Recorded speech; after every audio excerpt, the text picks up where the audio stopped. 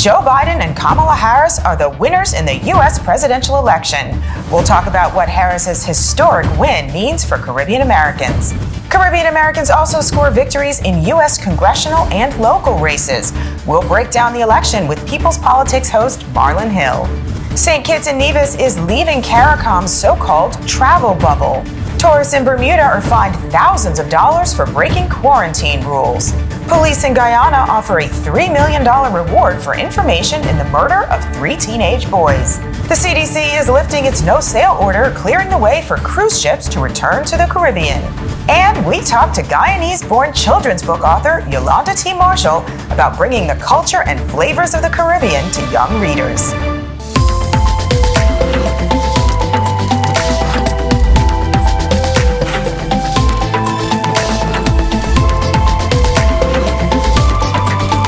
This is the Caribbean Times News with Alicia Davis. I'm Alicia Davis in New York. Thanks for watching. And we begin with our top story, Joe Biden winning the U.S. presidential election. That would make Kamala Harris the vice president-elect and the first woman and the first person of Caribbean American heritage on a winning U.S. presidential ticket. Republicans appear to have maintained their majority in the Senate, and the Democrats will keep their majority in the U.S. House of Representatives. Well, Caribbean Americans also scored big wins in state and local elections throughout the U.S. New York Congresswoman Yvette Clarke, the daughter of Jamaican immigrants, won re-election by a landslide. Clarke, who represents a predominantly Caribbean district in Brooklyn, defeated a Haitian-American Republican challenger, Constantine Jean-Pierre. In Florida, Christopher Benjamin, the son of immigrants from St. Kitts and Nevis, was elected to represent the 107th district in the state's House of Representatives. And Bahamian-American Chevron Jones has secured a seat in Florida's state Senate, becoming the first openly gay state senator elected in Florida. Now, we're going to have much more on the U.S. election and what it means for Caribbean Americans and the Caribbean region with People's Politics host Marlon Hill later in the show. Well, St. Kitts and Nevis is leaving the CARICOM travel bubble in an effort to protect its citizens from COVID-19. The decision was made after discussions between Prime Minister Dr. Timothy Harris and the country's cabinet and coronavirus task force. Dr. Harris said that being in the bubble with other countries, some of which are considered a higher risk with less strict COVID-19 protocols, could expose citizens to the virus. He added that since the travel bubble was announced, some countries are now experiencing new spikes in cases. 2 tourists in Bermuda were fined thousands of U.S. dollars for breaching the country's quarantine guidelines to attend a wedding. The Minister of Health, Kim Wilson, recently threatened to prosecute people who breached the country's strict COVID-19 guidelines. Well, the $2,500 fine comes as Bermuda is seeing an increase in reported coronavirus cases. Among the country's new cases were a visitor and 3 returning residents that all tested positive on their 4th-day checkup. Meanwhile, the CDC has lifted its no-sail order for ships in U.S. ports, clearing the way for cruise ships to return to the Caribbean. Jamaica's tourism minister Edmund Bartlett said that the decision is a win not only for their country, but others in the Caribbean that depend on cruises for tourism. The cruise industry came to a halt in March, and Bartlett said countries can now begin preparations for their ships to meet the necessary requirements to resume cruise travel. Meanwhile, airline travel is growing in Guyana, with 4 airlines applying to begin flying to the country. Public Works Minister Juan Edgehill recently announced that Virgin Atlantic, WestJet, Intercaribbean, and Fly Always have all applied to begin scheduled flights to Guyana. With the discovery of oil, Guyana is predicted to have one of the fastest growing economies in the world. The minister said that the government's goal is to ensure that airports and airspaces in the country are upgraded to facilitate travel from around the globe. Well, coming up on Caribbean Times News, an uncertain future for Liat Airlines. Police in Guyana offer a $3 million Guyanese reward for information about the murder of 3 teenage boys, and much more on the U.S. presidential election and what it means for the Caribbean. Stay with us. Since the coronavirus, global travel seems risky, but with Promo Caribbean, you don't have to worry. Our COVID-19 alerts feature, coupled with our comprehensive travel guide featuring over 20 countries, contains all you need to keep updated and safe during the pandemic. Whether it's Belize, Barbados, Haiti, or Guyana, Our travel guide has all you need from safe places to eat, transport options, pharmacies, embassies, hotels, and Airbnbs. Not feeling well? You could take the COVID self-assessment test on our app. If you happen to be in the Caribbean or are looking to travel during these uncertain times, then Promo Caribbean is going to be your best friend. Today more than ever, you need to stay informed and stay safe. With Promo Caribbean, you don't have to worry. We've got you. Download the app from the App Store or Play Store now. Welcome back to Caribbean Times News. And police in Guyana are offering a $3 million Guyanese reward for information leading to the arrest of those involved in the potentially racially motivated murder of 3 teenage boys. Joel Henry, Isaiah Henry, and Haresh Sing's bodies were found in Berbice 2 months ago. Haresh Sing is the grandson of one suspect that has already been arrested. Authorities say that they are exploring every possible lead as investigations into the murders continue. Liat Airlines is facing an uncertain future. The cash-strapped airline still owes former employees approximately $80 million EC dollars in severance payments, but the airline says it does not have the funds to pay them. 500 employees were recently laid off, and an administrator for the airline said they are in discussions with investors who are prepared to address the severance issue. The regional airline was forced to suspend operations following the COVID-19 outbreak. Antigua's prime minister recently said that the government is prepared to collapse the airline if it does not become profitable. Well, now to a U.S. federal judge rejecting a Trump administration plan to make it difficult for immigrants to get green cards if they're using food stamps and other public benefits. The ruling struck down the Trump administration's restrictions that denied many low-income applicants permanent visas because they used benefits like Medicaid. Critics of the controversial policy called it unfair and discriminatory. Well, Grenada's tourism minister says the United Kingdom's new 4-week lockdown will hurt the country's tourism sector. According to the Grenada Tourism Authority, the UK market is the country's second largest for tourism and provides connections to other parts of Europe. The tourism minister said that prior to British Prime Minister Boris Johnson's announcement of the lockdown, the number of flights and travelers into the country was encouraging. The authority says that Grenada, which just restarted international flights in October, was happy to have British Airways and Virgin Atlantic coming to the country twice a week. Well, despite the disruption to tourism sectors in many countries, Caribbean Tourism Month is still being observed this November. The Caribbean Tourism Organization's Secretary General Neil Walters said COVID-19's impact on the region changed the theme of this year's Tourism Month to The Caribbean Awaits, which he said is a testament to the success of the Caribbean region in containing the spread of COVID-19. Walters said the theme also complements the 25 Caribbean nations that have either fully or partially reopened their borders to commercial travel. Now, we had to take a quick break, but when we come back, a historic win in the U.S. presidential election. And we are going to talk to Guyanese-born author Yolanda T. Marshall about bringing the flavors of the Caribbean to books for children. Stay with us. Mac Shack, New York, dedicated to providing a unique dining experience by offering classic, seasonal, and modern creative macaroni and cheese flavors. Find their locations at macshacknewyork.com. That's MACSHACKNY.com. Welcome back to Caribbean Times News and a historic victory in the U.S. presidential election. Joe Biden and Kamala Harris becoming the apparent president and vice president. Now, earlier, we spoke with Marlon Hill. He is an attorney and the host of The People's Politics on Caribbean Rhythms Radio. Marlon, great to see you as always. Thanks for joining us.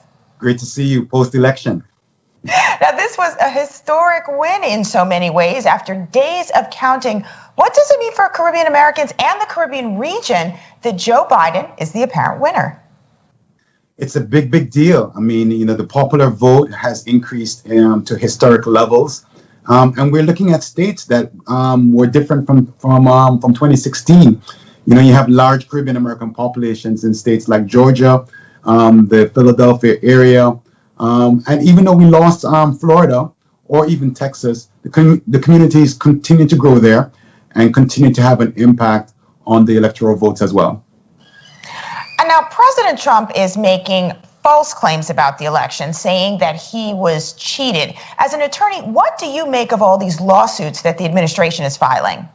every citizen, including the President of the United States, who's the head of his party, has the right to file a lawsuit if they feel aggrieved. And then that lawsuit, they have to go through the motions of providing proof, evidence that would lead to prevailing in that lawsuit. So I give him that right. If he feels that he has the right to file a lawsuit, he can certainly do so, even though the circumstances of being able to prove that he's been aggrieved by having unlawful votes be counted, which is at the end of the day, that's the real big question. Are they counting any unlawful votes based on the law of that particular state? Because you have to remember, we live in a federalism society where the states have rights, they make the rules. Pennsylvania has different rules from Georgia. Georgia has different rules from Arizona. Arizona has different rules from Nevada. But right now, Vice President Biden has many pathways to make it to 270 after the lawful legal votes are counted. We should allow that process to go straight through so that we can have every voice of every American, including those of Caribbean descent, to be heard loud and clear. And now Kamala Harris is making history here as the first woman and the first person of Caribbean descent. It looks like she is headed to the White House as vice president. How significant is her win? Very significant, huge part of our history. First Black woman, first South Asian Indian woman, first Caribbean American of descent, first HBCU graduate. There's so many firsts for her. And I believe that the entire America should be celebrating this and hoping that we can find a way to unify on celebrating this moment of exceptionalism for us as Americans as well. Absolutely. And there were a number of Caribbean Americans who also won in congressional and local races. Now, what kind of impact did Caribbean Americans have in this election? You know, Alicia, representation matters, right? And whenever you have an immigrant community, the beauty of America is that you have various immigrant communities that have matured over the years. The Irish did it. The Polish did it. The Italians did it. The Cubans did it. The Mexicans are doing it. And Caribbean Americans, whether they be from Barbados or St. Lucia or from Trinidad and Tobago or Virgin Islands, they are all becoming part of the American landscape, whether through marriage or whether through family relationships or what they do for a living.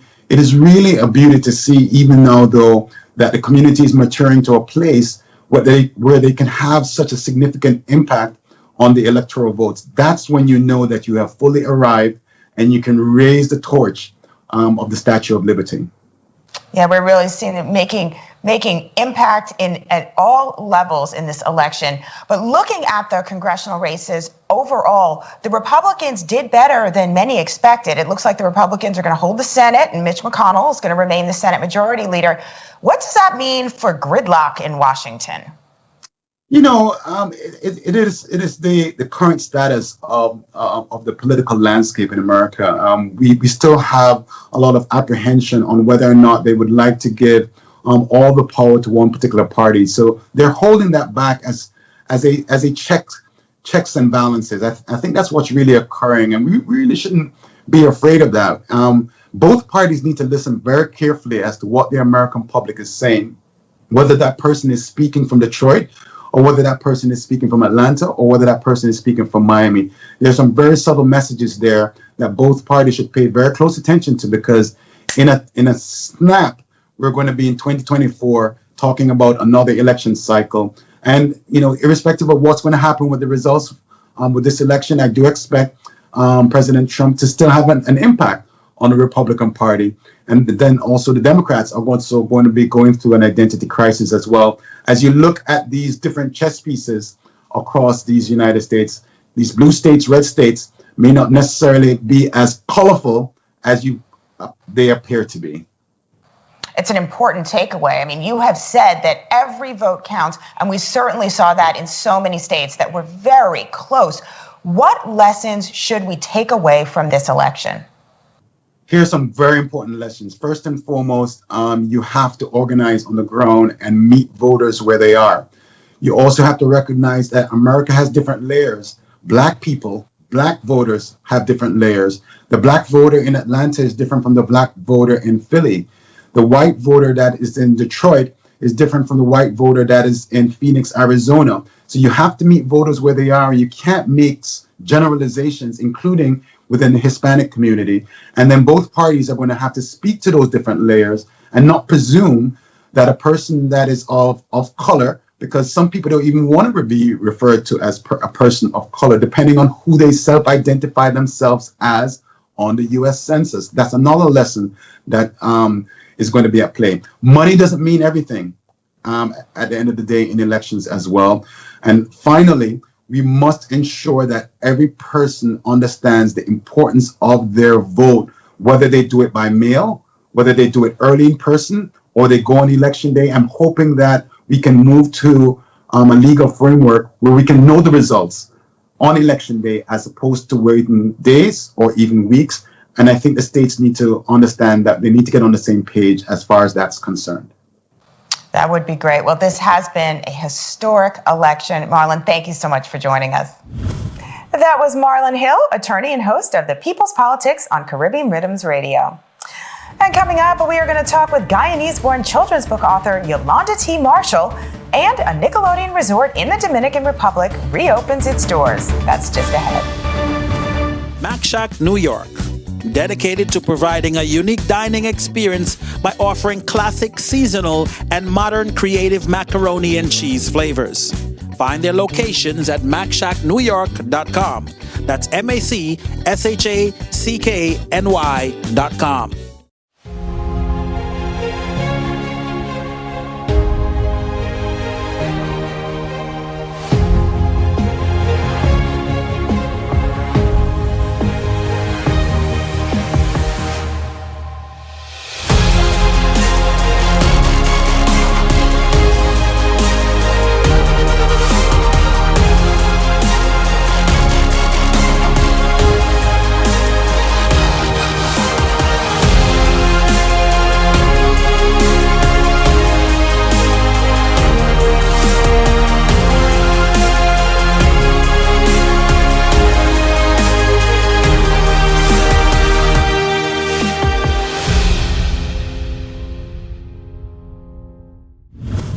Welcome back to Caribbean Times News and Guyanese-born children's book author Yolanda T. Marshall, who's bringing the culture and flavors of the Caribbean to young readers. Earlier, I spoke with her about what parents and children can get from her books. Thank you very much. Thanks for having me. So tell me, how did you get into writing children's books? Well, in 2008, I published a poetry book while I was in my last years of university. And I didn't do anything since then until the birth of my son. And during my nesting phase, I was looking for books, and specifically books with characters of Black boys of Caribbean ancestry living in Canada or the U.S. Or the U.K., but just a pure representation of who my son will be in this society. And I couldn't find any. And it got to me because when you're having a child and you have to think about your child's future and the society you're bringing it in, and it just eroded a lot of emotions. And I'm like, look, I'm a poet. I published a poetry book in 2008. I can write a kid's story. And I did. I wrote Command's First Carnival. And it came to my mind because it's like, okay, what will my son do as a Caribbean child living in Canada, more so Toronto? He will go to Caribana, right? So I wrote Command's First Carnival, a young Black kid who attended his first carnival, his first Caribana in Toronto. And he experienced stuff like waving a flag and eating jerk chicken and roti and curry and seeing the floats and dancing to soca. And that's how I started. My son inspired me to write that book. And, you know, in return, it will be a title that other parents like myself can find. Yeah. And your recent book, My Soca Birthday Party with Jollof Rice and Steel Pans, give us a brief journey through that story. So that story, it just took it up a few notches. And I'm very thankful for Chalkboard Publishing, who, you know, offered me the opportunity to publish this, and Subi Bose is the illustrator from South Africa. And I wanted to incorporate the Caribbean culture with African culture, right? And we live in Toronto. It's a diverse country, and like many other cities in the U.S. and in the U.K., there are a lot of kids within the Caribbean community, and of course, especially as Black children or brown children, they do play and they do party and they dance and they celebrate with kids from African countries. And my son is not only Guyanese background; he's half Kenyan. So this book literally just took characters from each of those worlds and placed them together. So you have Anne, who is, of course, can be born here or in the U.S. or in the U.K. She's a part of diaspora, and her parents are Caribbean, but she loves jollof rice, which is West African, and steel pans, which is like authentically Caribbean. And her friends are from Nigeria, Ethiopia, Zimbabwe, Uganda, everywhere. And they're comparing dishes. Like in Trinidad and Tobago, you have palau. In Kenya and Tanzania, they eat palau, right? We have like rice and peas or cook-up rice in the Caribbean. In Ghana, it's washe. It's the same thing. So you have the kids going, hey, you have this, I'm going to bring this. You have roti, I'm going to bring chapati, both East Indian influence. So the kids are celebrating her birthday. But at the same time, they're celebrating little pieces of themselves. And they're sharing it with her. It's the best gift that a child can have, a group of friends so diverse that she can learn from and explore and have different tastes. Like, palates, you have different tastes in friends, you have different tastes in foods. And that's what it's about. And one thing this book did, it really did highlight chutney soca. Because when I grew up in Guyana, I have East Indian friends. And soca is influenced by East Indian music, by chutney as well, and tassa drums and such. This is how I grew up, and I couldn't find anything like that in storybooks, in children's books, which was sad. It's like it'll be really selfish for me to speak about my Caribbean experience as a Black woman, and it's like, well, my friend is here, we're the same, right? And I'm like, when you put soca in there, I'm like, no, we're going to put some tassa drums and chutney in here too, because that is Caribbean, right? So this book just took all these little kids together and celebrated them as they come together to celebrate Anne's birthday. It is so important. I have two girls. It's so important that they learn about their culture and learn about other cultures. And I know you also authored a piece of Black Cake for Santa. Now, with the holidays right around the corner, it's kind of the perfect story for kids over the holidays, or the perfect holiday gift. Tell us about that one. So this book, this is like the illustration is a second edition here. But a piece of Black Cake for Santa was coming for sure, because after Command's first carnival, I go, okay, we need a Christmas book. Christmas is huge for us. Like, I'm that Caribbean kid where every Christmas we painted our homes. We had new blinds, new curtains. You know how Caribbean people do it, right? And I'm like, okay, so you literally open the book and there's, the dad painting, and he's like, it's smelling like Christmas. And she's like, it's just paint. But, for a Caribbean person, it's like, it has a huge significance. And I said, I need a book, like a classic book that will never age, and any kid could have it, because in my home, I ate Black Cake. And if I'm supposed to leave something for Santa, it'll be Black Cake and Mauby and sorrel and pastels and all these foods, right? It really won't be cookies, right? So a piece of Black Cake for Santa really highlighted our traditions. And, you have a kid, of course, from Trinidad and a kid from Barbados, and they're talking about, hey, I'm going to bring pastels, I'm going to bring jug, and just little things that they eat at home and leave it for Santa. But it's just, it's preserving our traditional way of celebrating Christmas and celebrating the kids once again. It's always a big party in my book.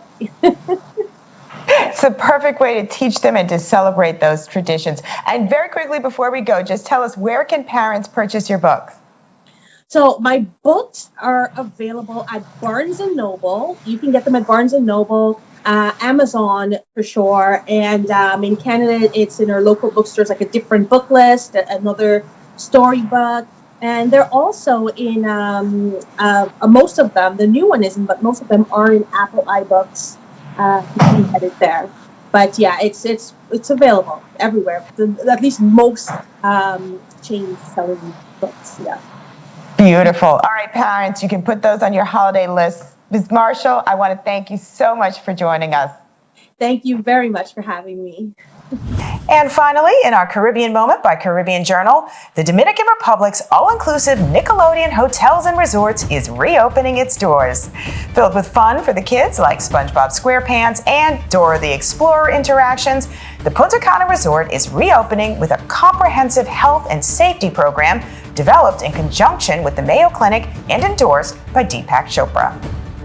And that does it for this edition of the Caribbean Times News. You can catch us every Sunday at 7 p.m. Eastern on CaribVision, streaming on Facebook Live Sunday at 7:30 p.m. Eastern, on our website at CaribbeanTimesNYC.com, and on our YouTube channel. Thanks for watching and have a great week.